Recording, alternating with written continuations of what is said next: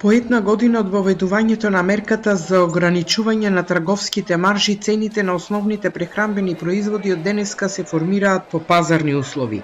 На првиот ден од одмрзнувањето на маржите нема драстична промена во маркетите, велат граѓаните, кои сепак се жалат на перманентното поскапување на храната во изминатиот период, посебно на млечните производи, но и зеленчукот.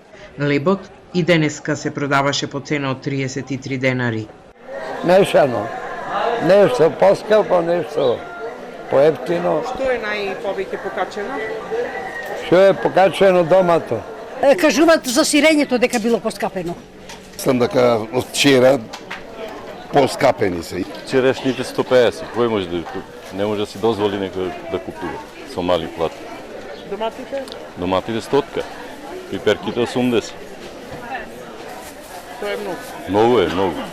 Граѓаните стравуваат дека допрва предстои поскапување на основните прехранбени производи. Има покачување?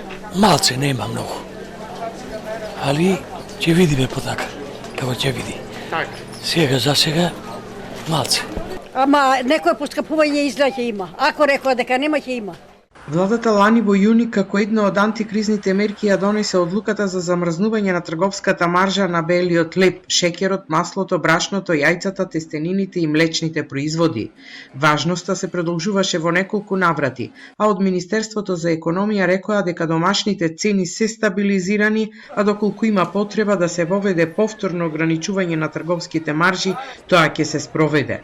Од Организацијата на потрошувачи предупредија на можни шпекулации од страна на трговците и апелираат надлежните будно да ја следат состојбата и да преземат одредени мерки ако се забележи скок на цените на основните прехранбени производи.